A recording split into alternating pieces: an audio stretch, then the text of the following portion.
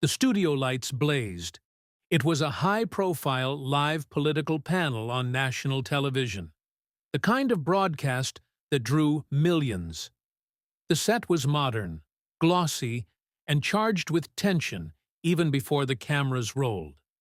Across from Karoline Leavitt sat Marcus Hale, a well-known liberal journalist with a reputation for sharp takedowns and louder-than-life opinions. He thrived on confrontation, and tonight he had chosen Karoline as his target. Karoline, dressed in her signature navy blue suit, with a small silver cross on her neckline, sat poised. She was no stranger to public battles, press briefings, debates, or media ambushes, but this felt different. Hale wasn't here for a conversation. He was here to humiliate her. The segment began civil enough. Hale launched into a scathing critique of Trump-era immigration policies, accusing the administration of cruelty and division. Karoline pushed back with data, stories from border agents, and a fierce calm that unnerved him. As her voice grew sharper, Hale's smirk faded. His tone got louder, personal. Then it happened. Off script, off protocol, off the rails. Marcus Hale leaned forward, his hand slamming the table. "You think you know truth? You're just a puppet in lipstick," he yelled. The studio fell dead silent. Karoline's eyes didn't blink. "Say that again," she said, low and icy. Hale's face twisted. "I said, you're a puppet." And then he did it. He reached out, and in front of a live audience, slapped her across the face. A gasp tore through the crowd. Producers froze. The panelists went pale. Karoline slowly turned her head back toward him, a red mark blooming on her cheek. But her eyes didn't water. Her lips didn't tremble. She stood. Her hand didn't rise, but her voice did. "You just made the worst mistake of your career," she said, each word slicing like glass.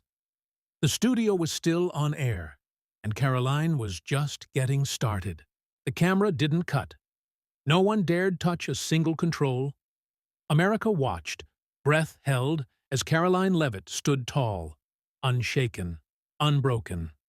The red mark on her face was fresh, undeniable, but her eyes burned with something far more powerful than outrage.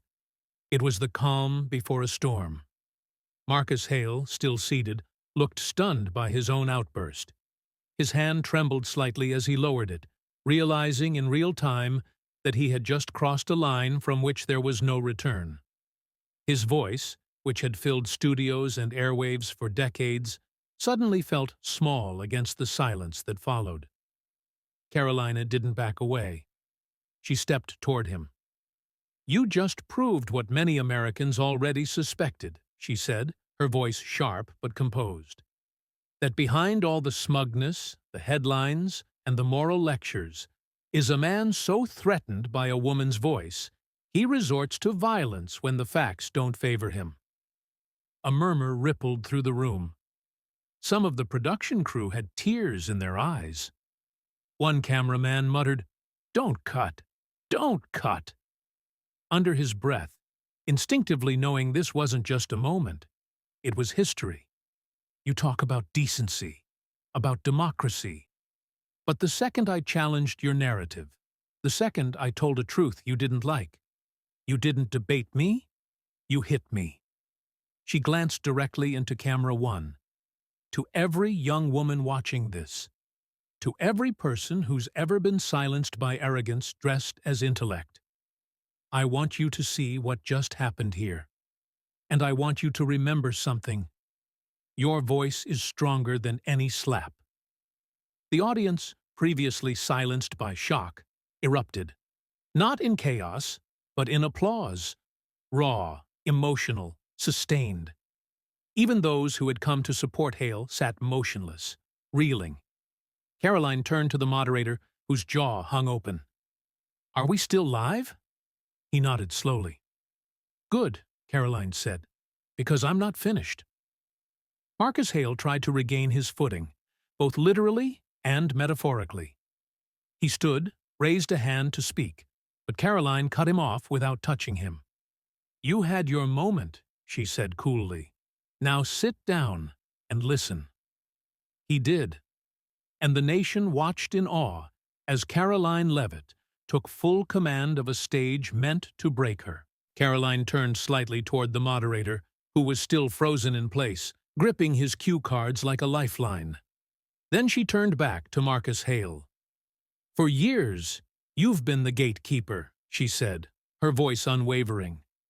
"You've told America what to think, what to fear, what to believe. You wrapped your opinions in the illusion of objectivity and called it journalism." Marcus opened his mouth, but the words didn't come.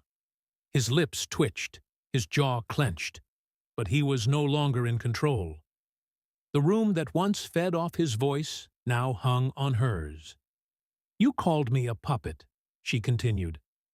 "But let's talk about that. A puppet doesn't speak. A puppet doesn't challenge.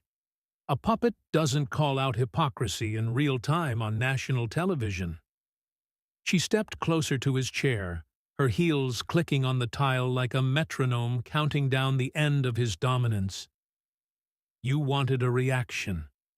You wanted me to fall apart, cry, shout, prove your caricature of me correct.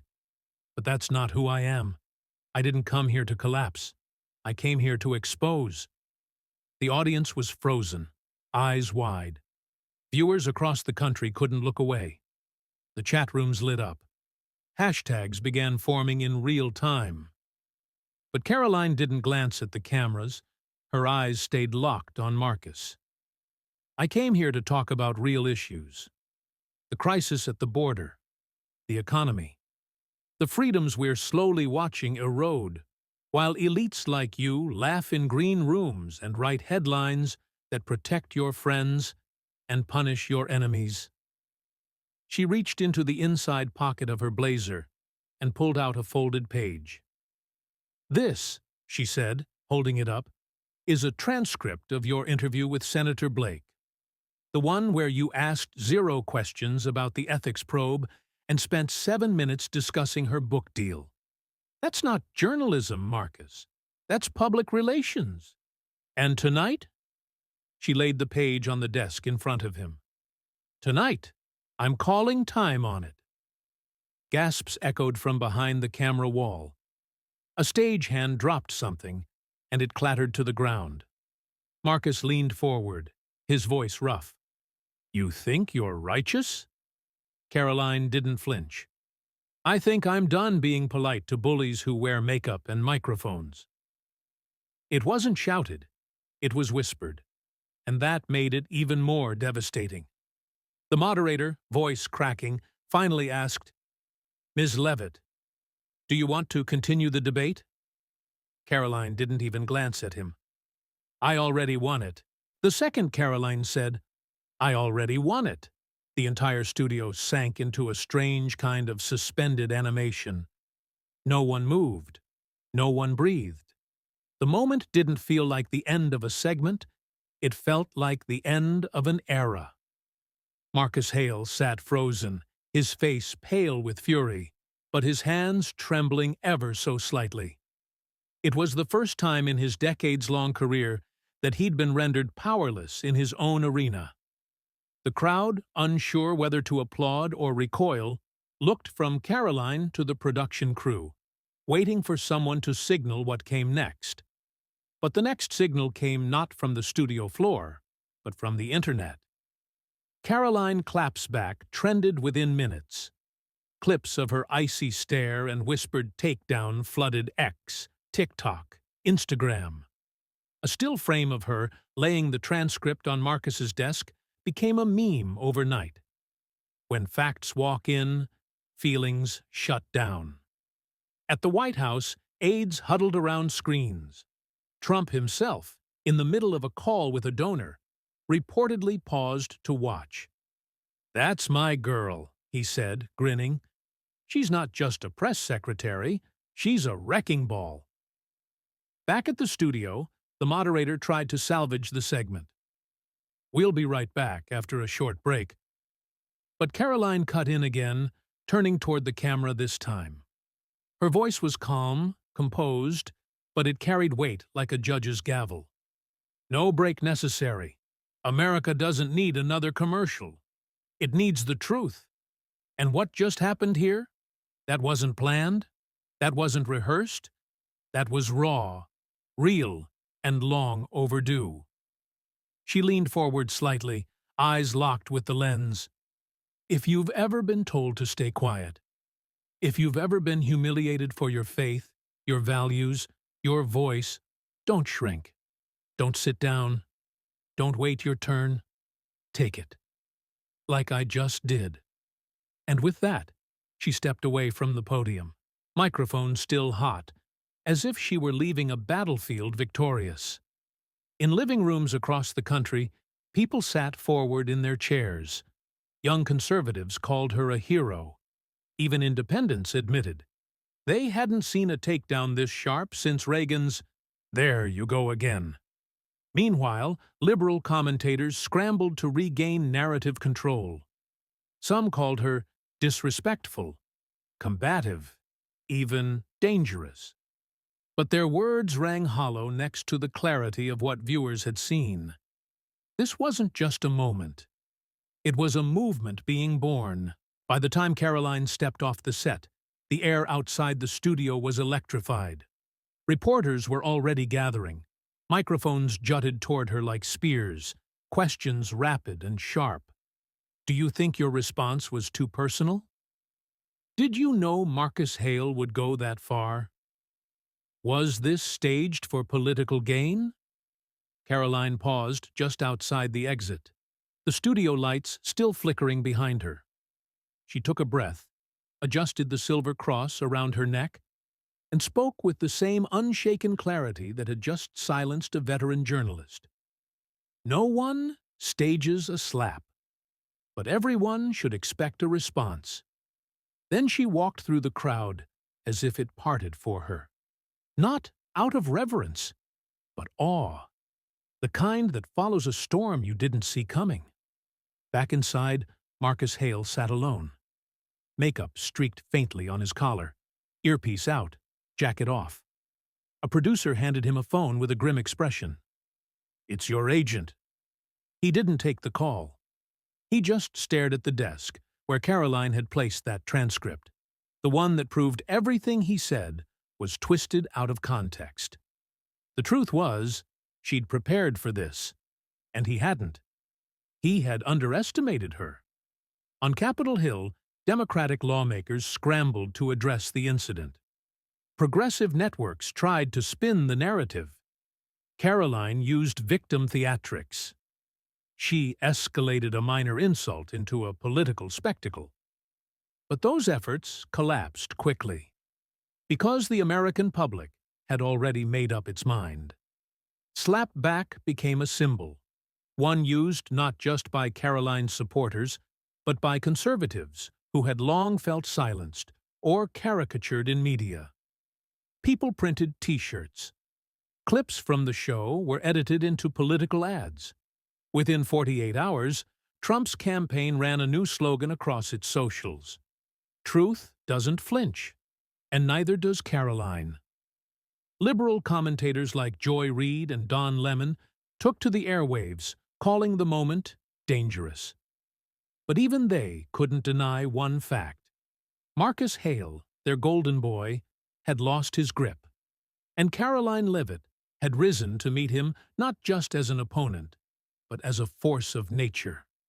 In a Manhattan restaurant that night, Hale finally broke his silence. A New York Times columnist overheard him say, "She played me. She didn't yell. She didn't cry. She just dismantled me."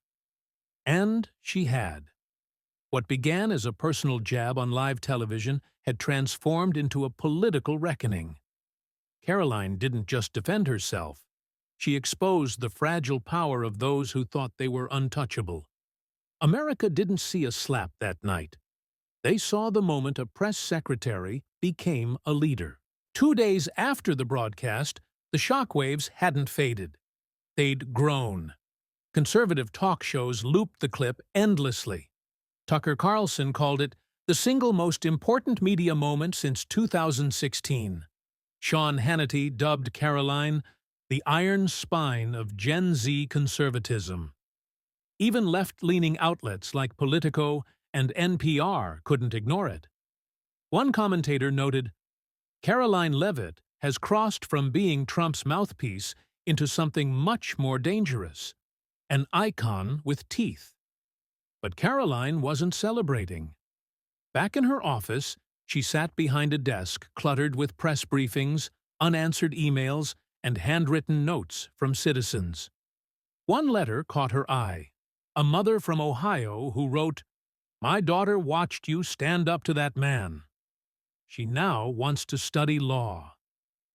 Karoline smiled faintly, not out of pride, but clarity. What had happened on camera wasn't just about her.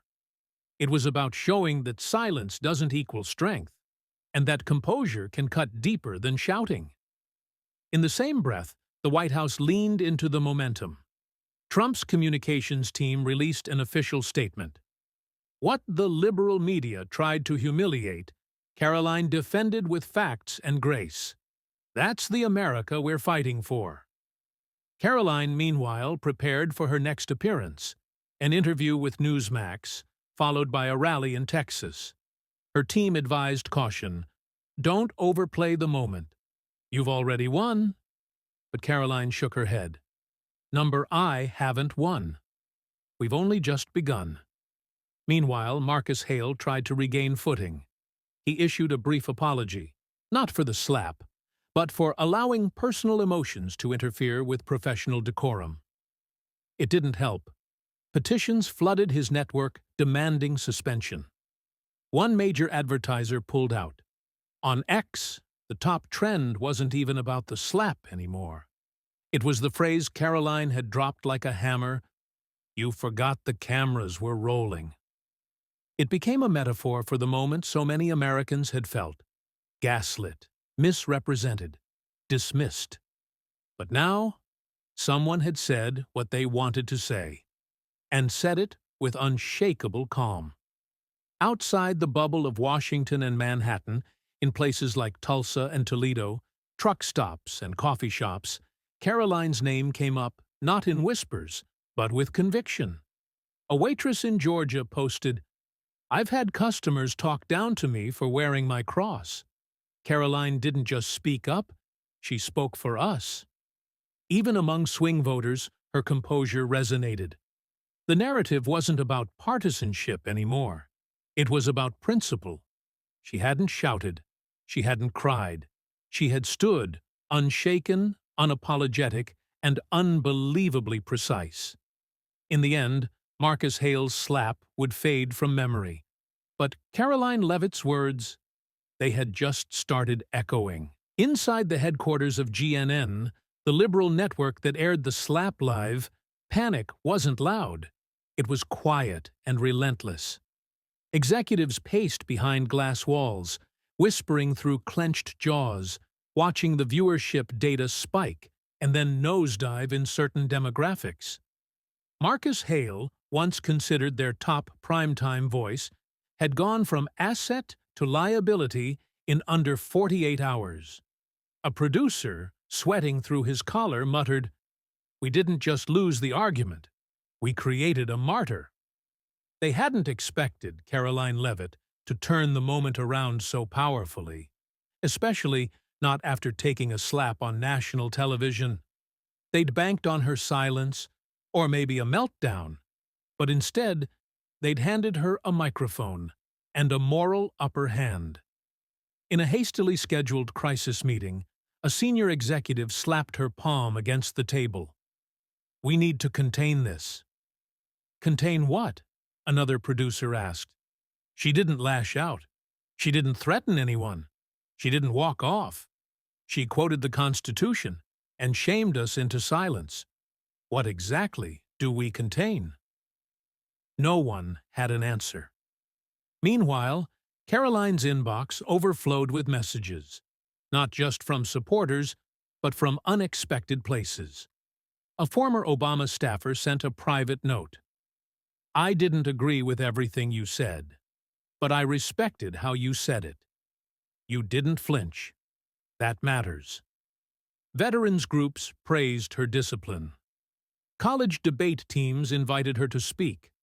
A national poll showed her favorability among independent voters had doubled. And in rural counties across swing states, people who'd never watched GNN before now watched that clip on loop, nodding along, not to what was said, but to how it was said. Karoline sat in a small, dimly lit studio in Dallas, preparing for a one-on-one interview with a local conservative host. Her staff handed her talking points, but she set them aside. I don't need these. Why not? Because the story is already out there. I just need to tell the truth, again. The host went live.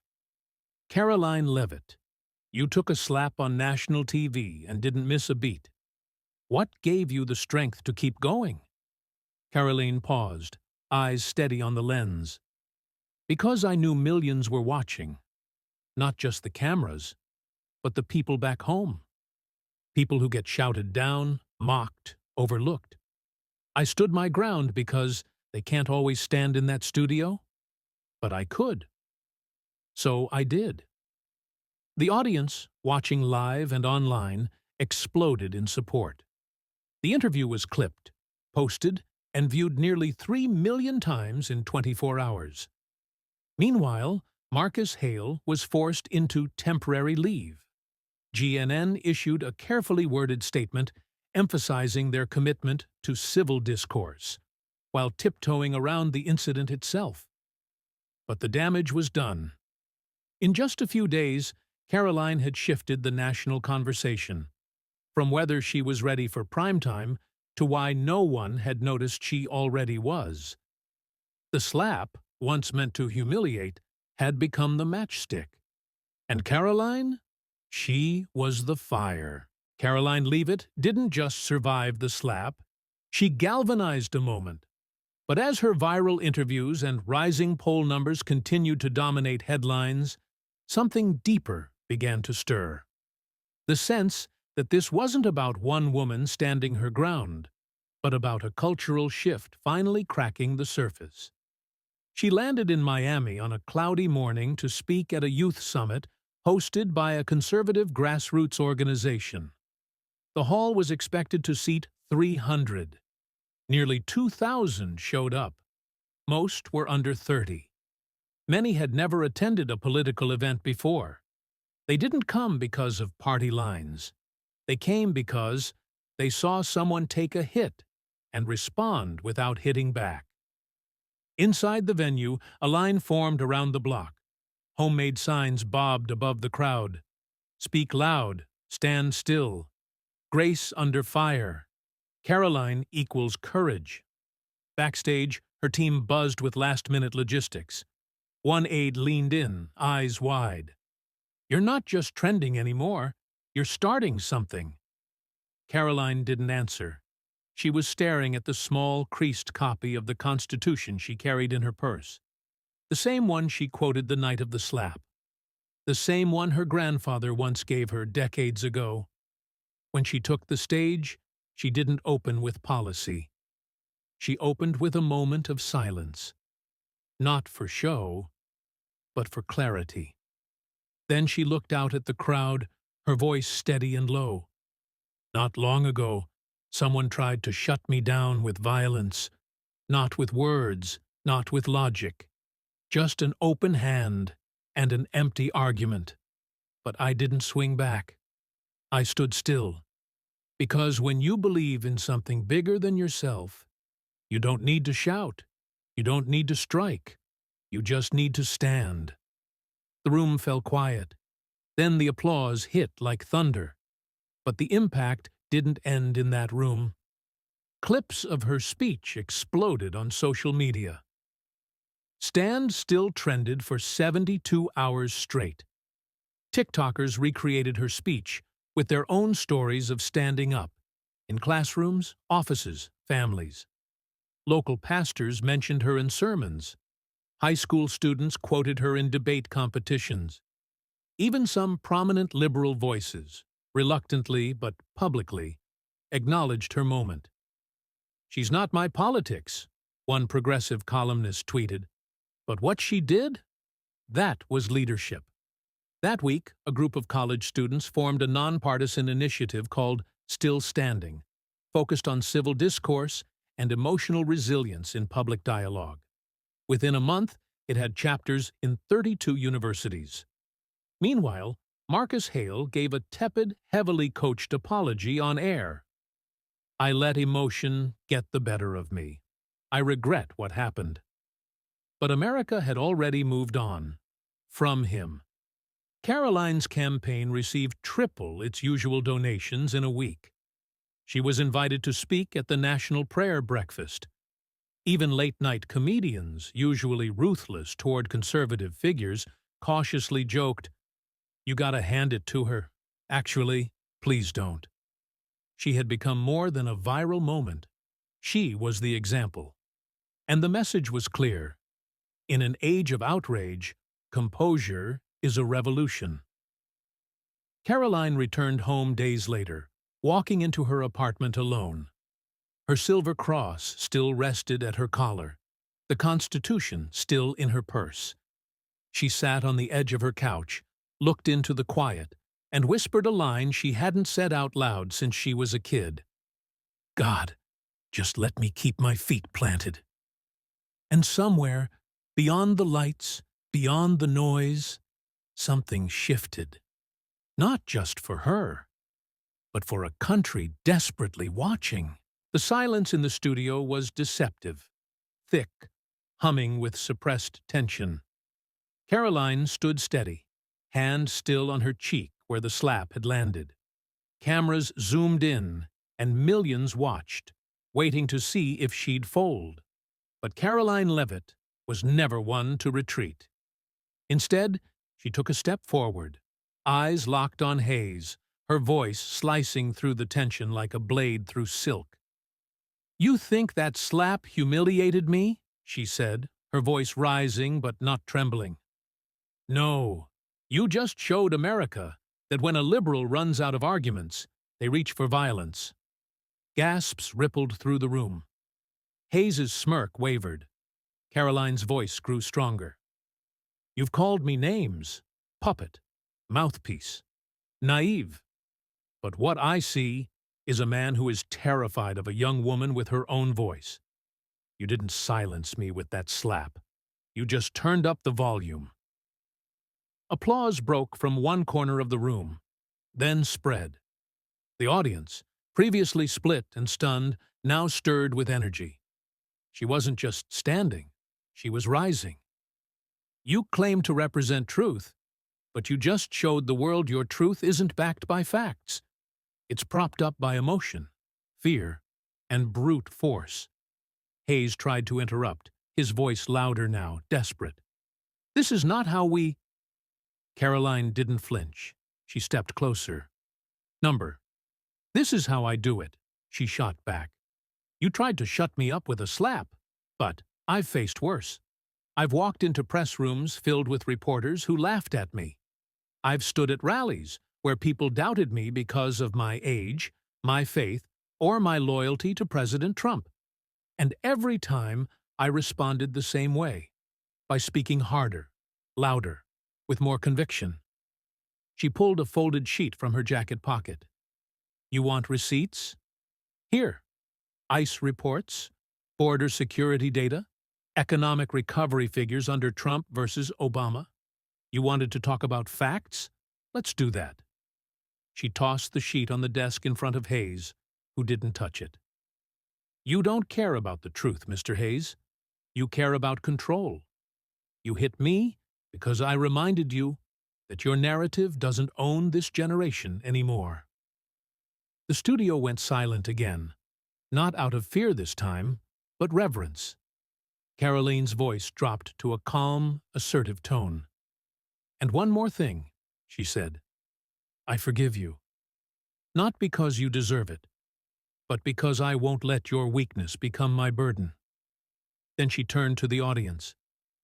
"I didn't come here to win an argument. I came to prove that we don't fight hate with more hate. We fight it with strength, with facts, and with faith. A full standing ovation erupted. The control room, the camera crew, even some of Hayes' own colleagues clapped. Hayes sat frozen, out of words, out of moves. Karoline simply nodded and stepped back, the slap still fresh on her face, but the victory written all over her posture. The segment ended, but the story was just beginning. As Karoline stepped off the stage, the studio erupted, not in chaos, but in admiration. Staffers whispered in disbelief.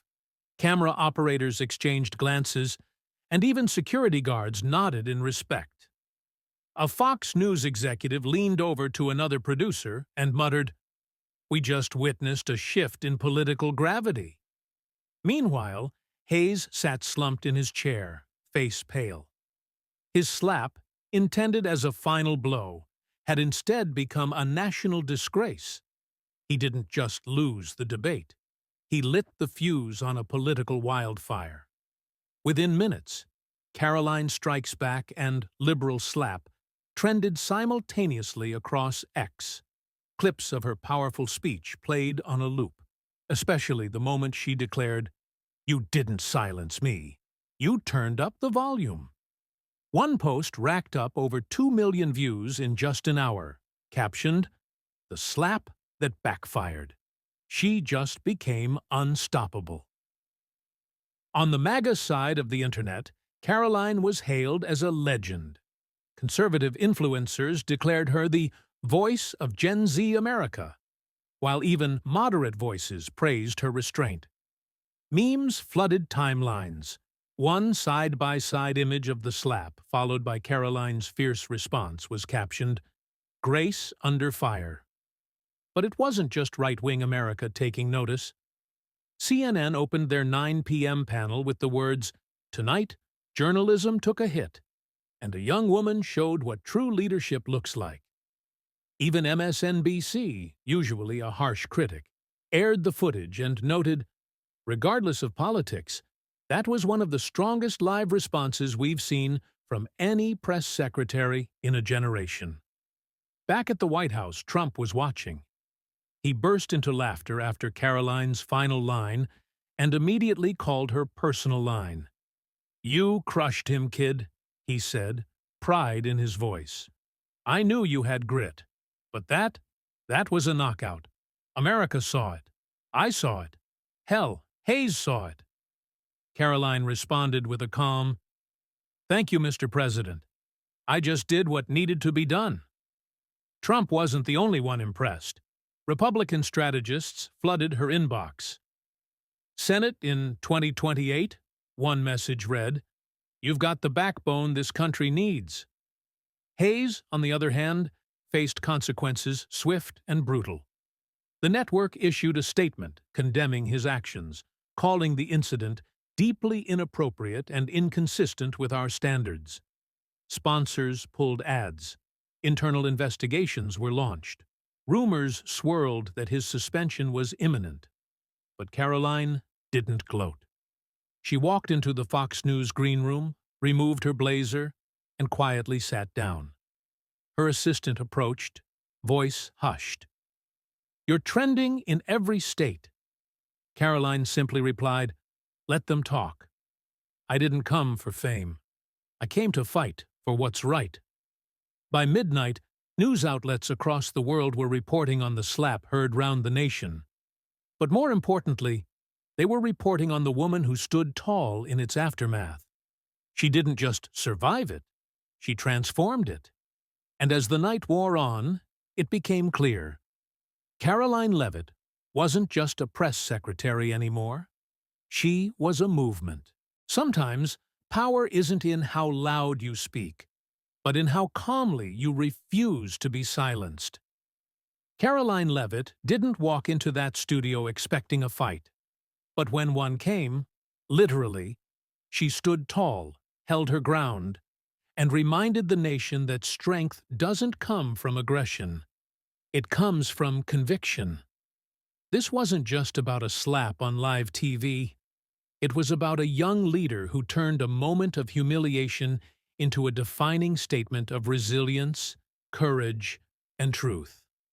Because in today's world, where words are twisted and tempers run high, sometimes all it takes is one voice refusing to back down, to inspire millions to stand up. If this story moved you, make sure to like, comment, and subscribe. And let us know below.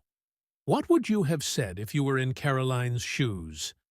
This is Surprising Stories, where one voice can change everything.